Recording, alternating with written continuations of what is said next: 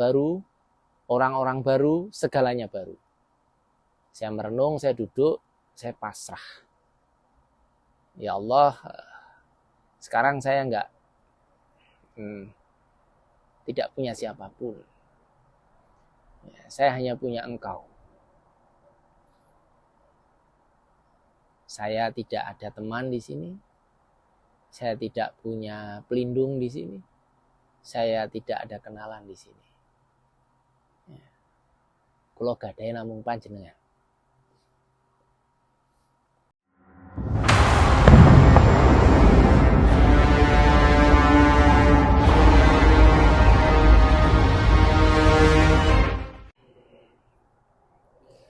Assalamualaikum warahmatullahi wabarakatuh. Halo teman-teman sekalian, jumpa kembali dengan saya Abdul Arif di channel saya ini. Ini merupakan video saya yang keempat tentang kisah perjalanan saya di Amerika. Pada 3 video awal saya sudah banyak bercerita tentang latar belakang mengapa saya pergi ke sini. Nah, pada video keempat inilah saya akan mulai menceritakan tentang perjalanan saya.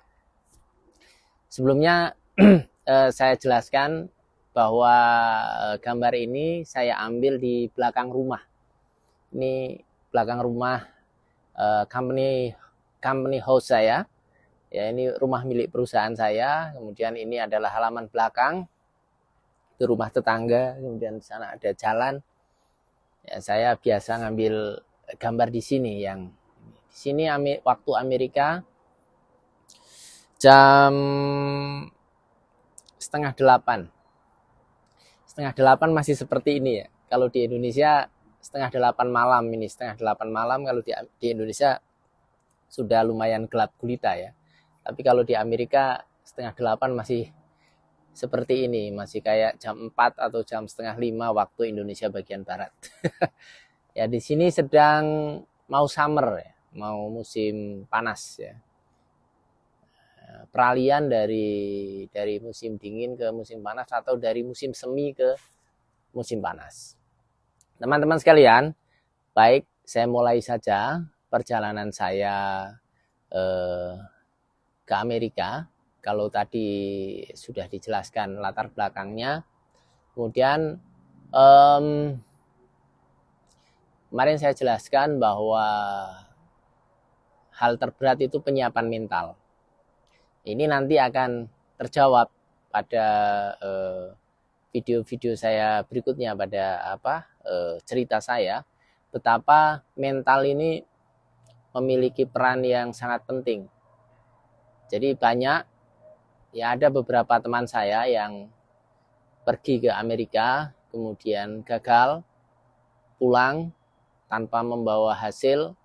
Ini karena salah satunya karena faktor mental. Dia tidak kuat secara mental. Mengapa demikian? Karena memang tidak mudah. Tidak mudah. Datang ke Amerika, ke sebuah negara yang asing, dengan bahasa yang asing, dengan budaya yang asing, dengan orang-orang yang asing, itu tidak mudah. Memerlukan kondisi mental yang cukup. Nah, oleh karenanya saya menambah motivasi saya. Jadi selain saya bepergian ini untuk melunasi hutang-hutang saya menambah motivasi, yakni saya ingin melanjutkan belajar di Amerika. Jadi kalau kemarin saya sebutkan 2 tujuan, sebenarnya ada 3. Yang pertama, saya akan mengumpulkan uang untuk melunasi hutang-hutang saya, syukur lebih sehingga saya ada dana untuk saya bawa pulang sebagai modal. Yang kedua, saya ingin melanjutkan sekolah saya di Amerika. Jadi alhamdulillah saat ini saya sudah menamatkan S2 saya. Jadi S1 Administrasi Negara, S2 Ilmu Politik. Nah, saya sudah menamatkan ini. Besar sekali keinginan saya bisa melanjutkan studi di Amerika. Syukur melanjutkan ke jenjang berikutnya, yakni S3 di sini. Dan pada awalnya itu bayangan itu sulit sekali. Tetapi setelah saya ke Amerika dan saya menyelami, mencari-cari peluang, insya Allah kok kayaknya itu tidak mustahil bisa saya laksanakan. Hanya soal waktunya nanti. Karena kalau S3 di Amerika ini butuh waktu 5 tahun. Jadi saya nanti harus menambah lagi durasi keberadaan saya di sini 5 tahun lagi. Ya. Yang semula saya termin pertama ini kan saya targetkan 5 tahun. Kalau nanti saya sekolah ya mungkin tambah 5 tahun lagi. Nah ini problem waktu ini yang belum saya putuskan. Apakah saya bisa sampai 10 tahun di sini atau tidak? Nah itu yang belum saya putuskan. Kalau soal peluang sekolah, saya lihat peluang itu ada. Dan kayaknya saya mampu untuk mencapai itu. Insya Allah kayaknya mampu. Kemudian tujuan yang ketiga adalah yang tadi mengumpulkan uang untuk menutup hutang, melanjutkan sekolah. Yang ketiga adalah mencari jalan bagi anak-anak saya untuk belajar di Amerika. Seumpama mereka tertarik belajar di sini. Nah, kebetulan dari 4 anak saya itu yang satu sudah sedang proses skripsi di perguruan tinggi.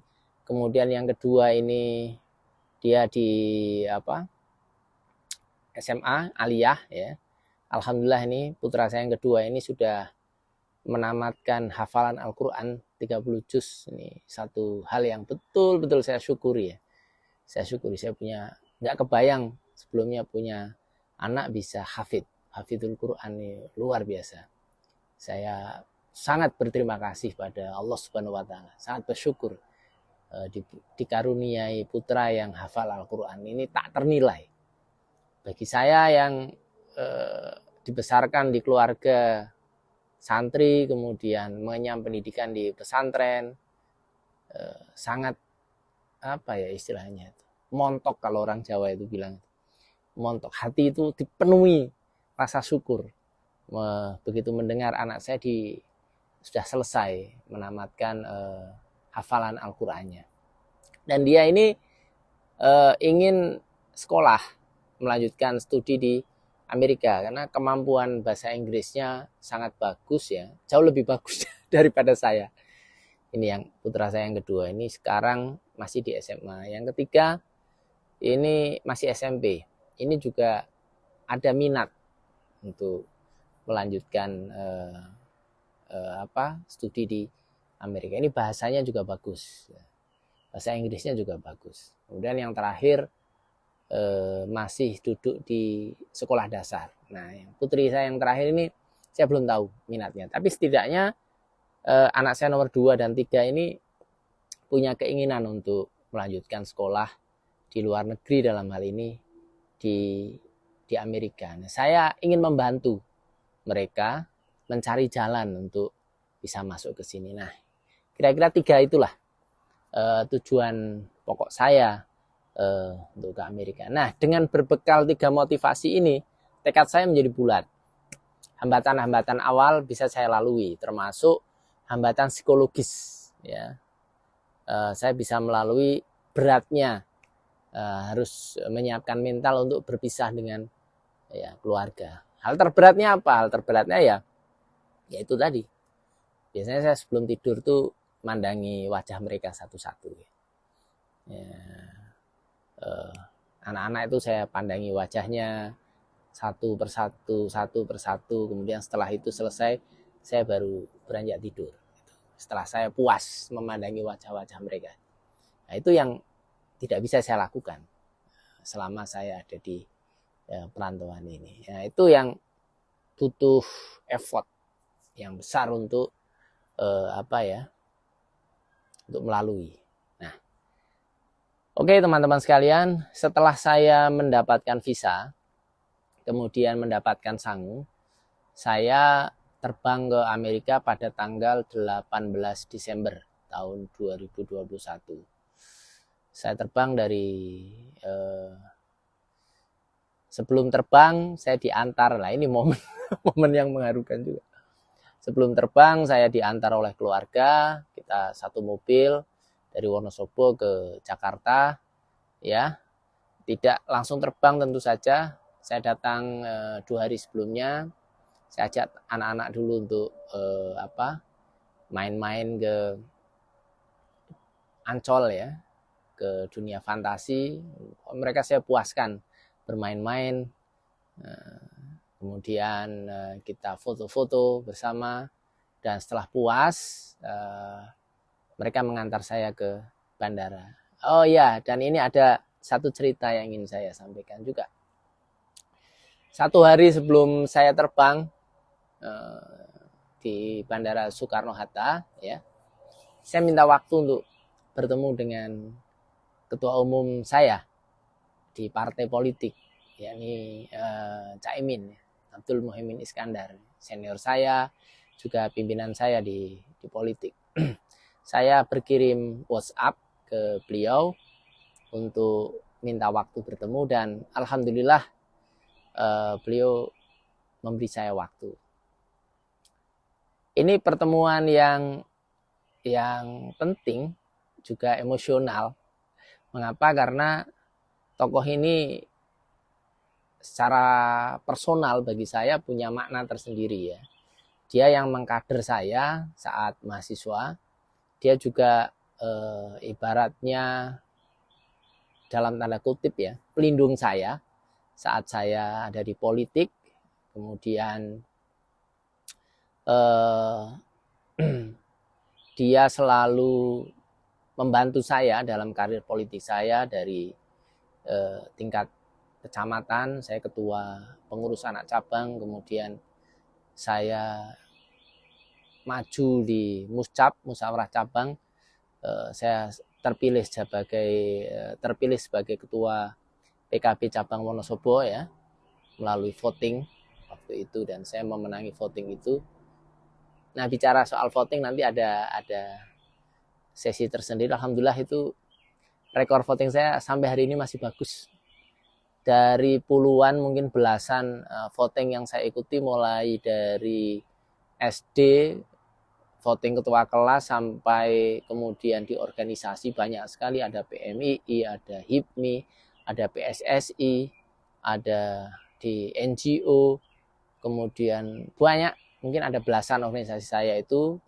Kemudian ada voting politik. Selama itu saya baru 1 kali saya kalah voting, yakni saat voting sebagai pimpinan Komisi B, ketua Komisi B. Sekali itu saya kalah voting.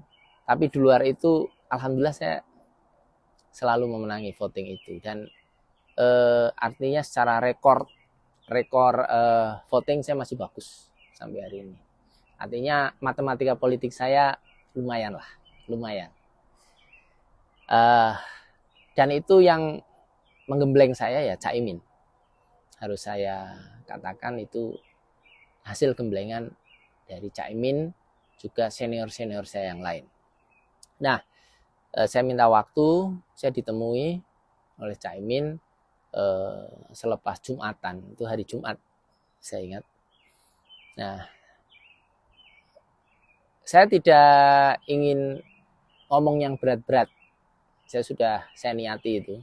Saya hanya ingin pamitan saja, karena waktu itu saya masih tercatat sebagai pengurus, sebagai wakil ketua Dewan Pengurus Wilayah. Jadi saya ini karir politiknya, ya, ketua PAC PKB tingkat kecamatan, lalu ketua DPC PKB Wonosobo, kemudian sekretaris DPW PKB Jawa Tengah, yang terakhir sebagai wakil ketua DPW PKB Jawa Tengah. Nah, saat saya pergi ke Amerika itu saya masih posisi sebagai wakil ketua. Nah, karena saya pamit sebelumnya kepada ketua DPW PKB Jawa Tengah, Gus Yusuf, di Tegalrejo, saya pamit. Kemudian sehari menjelang saya terbang, saya pamit kepada Caimin. Ya, waktu itu saya bahagia, ya, dan terharu diterima di rumahnya. Kita ngobrol berdua 4 mata. ya tidak semua bisa saya ceritakan di sini, tetapi tidak ada hal yang berat yang saya obrolkan ke beliau. Kita hanya makan-makan, kemudian saya disuguh makanan Arab gitu, kambing sama nasi apa, buryani atau nasi apa itu. Kita makan sambil ngobrol, dia nanyakan kabar saya, ya saya ceritakan, kemudian dia tanya kenapa harus ke Amerika, saya jawab seperti ini, dan dia bilang nanti kalau ada apa-apa di Amerika langsung kontak saya ya. Itu. Ya saya memaknai itu sebagai sebuah keramahan dari ketua umum saya yang selama ini memang saya loyal kepada beliau. Saya berterima kasih sekali dengan sambutan yang sedemikian ramah. Kira-kira kita ngobrol 1 jam lah, mungkin setengah sampai 1 jam lah. Kita ngobrol juga, ada beberapa hal yang saya sampaikan kepada beliau yang mudah-mudahan itu bisa menjelaskan positioning saya selama ini. Jadi jarak antara saya dengan Cak Imin itu kan jauh ya. Saya di kabupaten, beliau di DPP. Itu kadang-kadang komunikasi kita juga tidak selalu lancar. Ada aja hal-hal yang yang membuat komunikasi itu tidak selancar yang diharapkan. Nah, pada saat itulah kemudian saya pada kesempatan yang baik itu saya mengemukakan beberapa hal. Itu jadi selama kurang lebih 1 jam saya diterima, saya pamit, saya datang bersama anak saya yang nomor 2 itu. Saya datang bersama anak saya yang nomor 2 itu ke sana. Saya pamit dan Cak Imin ngantar saya sampai halaman rumahnya. Kemudian saya pergi.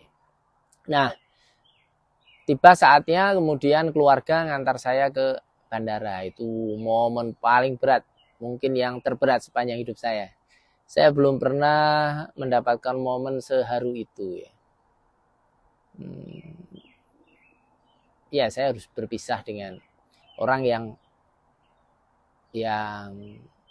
sehari-hari menemani saya.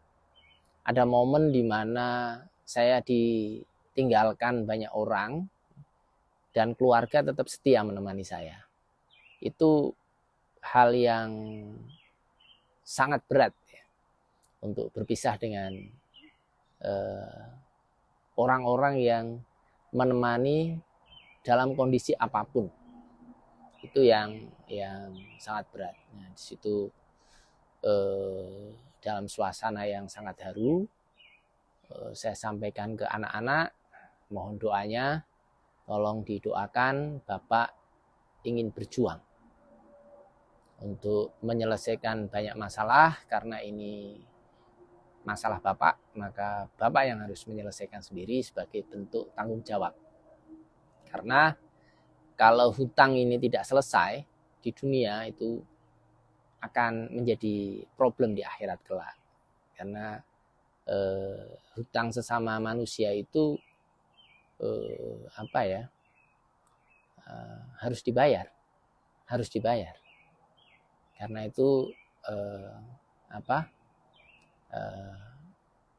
hutang material ya harus dibayar material. Itu yang saya pahami tentang hukum hutang berhutang itu seperti itu.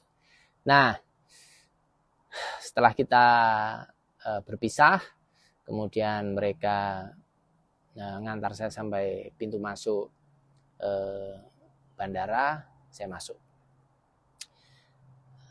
Dan waktu itu situasi sedang pemulihan pasca pandemi ya.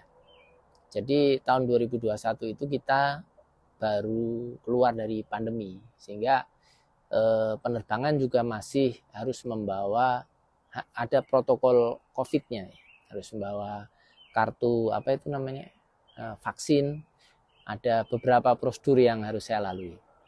Singkat kata, saya terbang dari Jakarta, kemudian transit di Tokyo ya, di Narita, Bandara Narita, Tokyo. Kemudian dari Tokyo terbang ke New York. Saya turun di New York dalam penerbangan plus transit itu sekitar 33 jam. Jadi lebih dari sehari semalam ya. Dari Jakarta, Jakarta Narita, Narita New York, Jakarta Jepang, Amerika. Itu kalau di total dengan transitnya, dengan menunggu pesawatnya dan lain-lain itu sekitar 33 jam. Lumayan melelahkan. Tidak terbayang saya sebelumnya akan terbang sejauh itu melintasi Samudra Pasifik ya, sampai ke Amerika. Nah, yang pertama kesan yang saya dapatkan, bayangan saya itu Amerika itu kan negara besar, dipenuhi oleh gedung-gedung tinggi bertingkat, ya kayak kita lihat di film-film itu ya, di film Hollywood, di serial TV itu kan kita sering nonton itu kan, ada Chips dulu zaman saya anak-anak, ada serial Friends, ada film-film yang kita tonton di bioskop, itu memberi gambaran awal kita bagaimana Amerika itu. Nah, saat saya ada di pesawat, kemudian pesawat itu sudah mulai turun pada ketinggian tertentu, saya kaget. Loh, ini Amerika kok dilihat dari atas isinya hutan. Jadi di Amerika itu pada kawasan sekitar New York sini, pantai Amerika kan dibagi 3 ya, pantai timur, tengah, kemudian pantai barat. Nah, di sekitar pantai timur ini sebelum masuk New York, dari pesawat itu yang terlihat itu sejauh mata memandang itu hutan belantara yang hijau. Wah, ini suasananya kok berbeda dengan bayangan saya.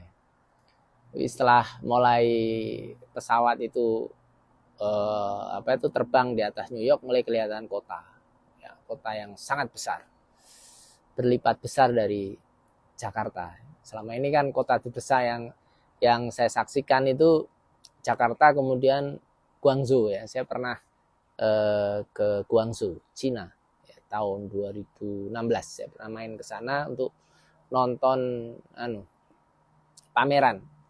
Itu saya biaya sendiri ya, bukan bukan perjalanan dinas ya, bukan, itu perjalanan private. Saya lihat pameran di Cina sana. Nah, itu saya lihat Guangzhou itu sudah lebih besar daripada Jakarta ya. Ternyata ini New York gedenya luar biasa. Nah, saya turun di New York, kemudian setelah ada pemeriksaan di imigrasi dan lain-lain, saya transit sebentar di situ. Nah, saya transit di Bandar Udara New York ini, saya sebelumnya sudah dipeseni sama teman saya bahwa di Amerika jangan takut bertanya. Orang-orang di sana akan sangat welcome, melayani pertanyaan tentang apapun. Jadi pada saat itu pesan teman saya yang sudah biasa bepergian ke Amerika, pokoknya kalau nanti di sana ada kesulitan, misalkan nggak tahu jalan, kemudian apapun, bertanya aja, tanya aja sama orang di situ. Ya, saya turun di Bandar Udara John F. Kennedy. Bandar udaranya besar sekali, ada berapa stasiun itu saya lupa, ada berapa terminal ya saya lupa. Saya transit di sebuah terminal, karena lorongnya banyak, jalannya banyak, bercabang-cabang, saya bingung. Saya tanya ke orang dengan bahasa Inggris yang gerodal-geradul, dan benar, sangat ramah. Saya bertanya ke siapapun, dijawab dengan sangat baik. Nah, situ kesan saya terhadap orang Amerika yang dikesankan individualis, egois ya, lu gua ya, nafsi itu mulai runtuh. Ternyata orangnya ramah sekali. Ya, saya beberapa kali tanya, dijawab dengan baik, bahkan ada yang saya tanya tentang lokasi transit saya, itu saya ditunjukkan dan diantar sampai lorong yang saya maksudkan. Nah, itu kesan baik pertama saya terhadap orang-orang Amerika. Oh, mereka ternyata welcome ya dengan orang yang belum mereka kenal. Saya transit karena waktu itu saya akan melanjutkan penerbangan ke Indianapolis. Karena teman saya menunggu di Indianapolis, menjemput saya ada di Indianapolis. Saya transit, saya istirahat di sebuah tempat tunggu. Nah, di situ saya merenung. Beberapa jam yang lalu saya masih di Jakarta bersama keluarga saya, bersama orang-orang terdekat saya. Hari ini, jam ini, beberapa jam kemudian, saya ada di ribuan kilometer jauhnya dari negara saya, dari kota saya, dari rumah saya. Dan saya juga berjauhan sejauh sekian ribu kilometer dengan keluarga saya. Saya ada di tempat baru, suasana baru, orang-orang baru, segalanya baru. Saya merenung, saya duduk, saya pasrah. Ya Allah, sekarang saya tidak punya siapapun. Saya hanya punya Engkau. Saya tidak ada teman di sini. Saya tidak punya pelindung di sini. Saya tidak ada kenalan di sini.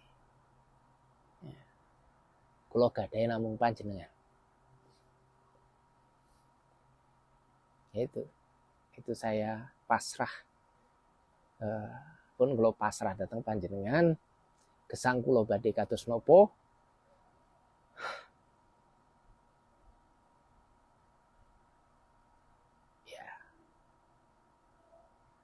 Pada titik itu, pada kepasrahan itu, saya mendapat kekuatan untuk menghadapi fase-fase berikutnya.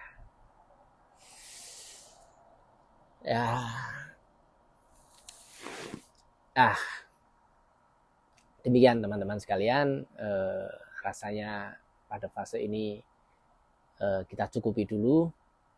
Nanti kita sambung pada video berikutnya.